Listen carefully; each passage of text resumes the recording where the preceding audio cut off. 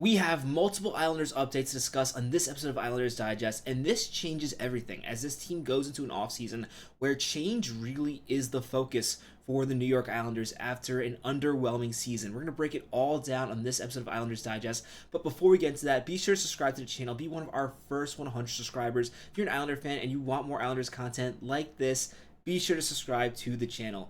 First, we do have to talk about Adam Pelech, and this is definitely a positive update.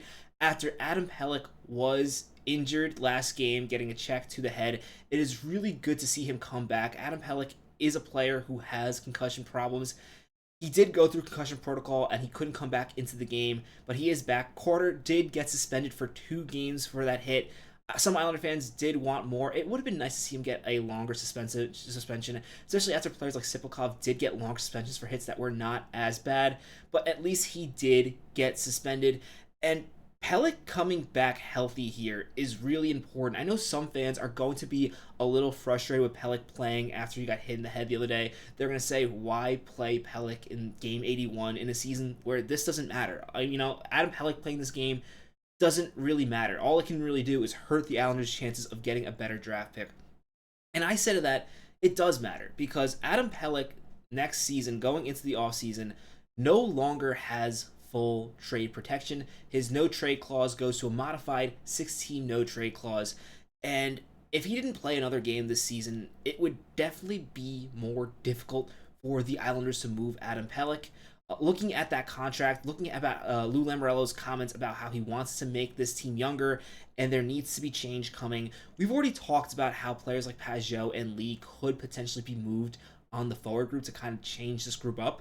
But if Lou also wants to change up this defense, Adam Pelech is going to be one of the easiest defensemen to move. And after a couple seasons in a row where he has not been able to play more than 60 games, 61 2 seasons ago, then 58, 59, this is a player who has been hurt a lot.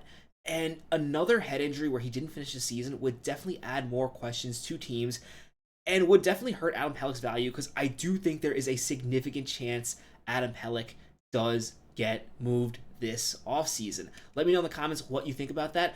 And this really ties into the next thing we're going to talk about here, and that is Tony Deangelo is saying to Stefan Rosner, who is incredible at covering the Islanders, that he wants to be back with the team next season. And this is really interesting because Tony Deangelo is a player who has really struggled to get other NHL teams to give him another chance.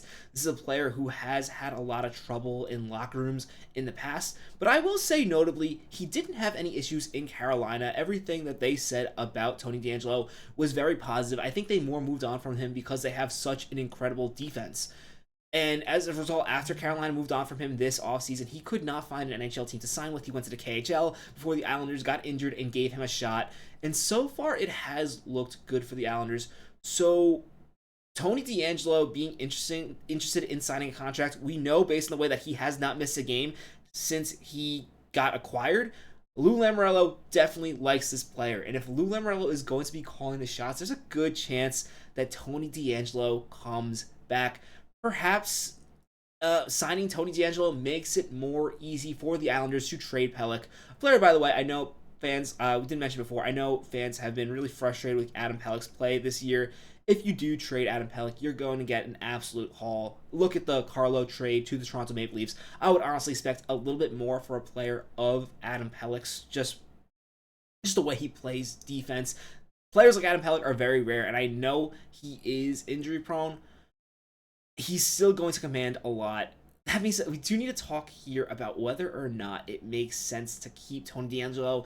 And this is a really tough one. He has played good for the Islanders, and you can make the argument that it makes sense to sign him, especially if he's likely going to be able to take a team discount, because a lot of teams are not going to bid on him. I mean, maybe you could speculate that other teams might take a chance, especially after he really didn't have any issues in Carolina. That being said, they did not sign him after his Carolina stint. I don't think his 30 games with the Islanders is really going to change these teams' concerns with Tony Deangelo. I mean, before they put him on the roster, he had to go through waivers, and he cleared waivers to make it back to the Islanders. 19 points this season, 4 goals, 15 assists in only 33 games. He has been the Islanders' best offensive defenseman this season. Obviously, next season, the Islanders are hoping that that is Noah Dobson and he takes a step back, assuming he's not moved. Again, this can be an offseason where a lot changes. My concern with Tony Deangelo is, although we haven't seen it too much yet, this is a player who struggles defensively. 2 seasons ago, a minus 27 on Philadelphia, a minus 7 on Carolina last season, which is really drawing my attention because that is such a good defensive team. A minus 7 this year for the Islanders. Not so bad, especially considering how rough the Islanders season has been, but it's definitely something concerning to look at. He is only 29, so while signing Tony Deangelo does not make this team younger, it also doesn't really make the team older. So I don't hate it in that perspective, but I'm really nervous about signing Tony Deangelo. I don't know if it's the right decision. I do think the Islanders are going to do it, though. I really think he is going to return next season, especially considering that he wants to return. We'll see what happens. I don't know if this is the right decision, but it's probably going to happen. We'll see how the Islanders shake up this defensive core, because you can't run this defensive core. I know you added Tony Deangelo, especially with the injuries. You can't run it back. We'll see if they do, because Lou Lamoriello seems to have his own ideas. Assuming Lou Lamoriello is back in front office. Now, I do also want to talk about, this is likely Matt Martin's last home game for the New York Islanders.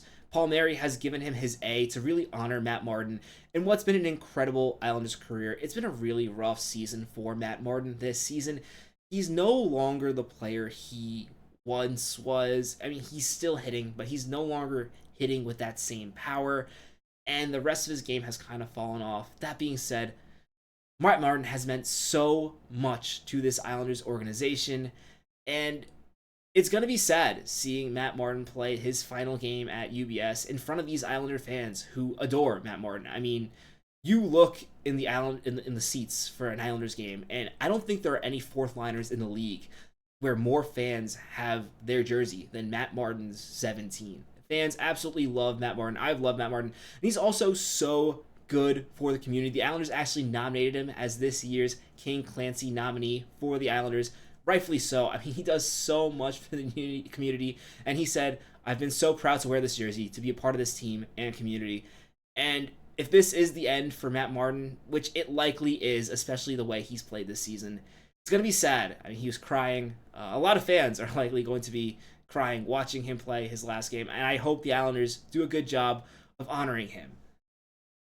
Hopefully they don't win. I hate to say that, especially considering it's going to be Matt Martin's last game, but we got a big help last night. The Detroit Red Wings and the New York Rangers both won their games, meaning the Islanders are now back to the 10 pick in the draft, or like the 10th best lottery odds. Obviously teams can move up and move the Islanders down, but right now the Islanders are expected to be at 10.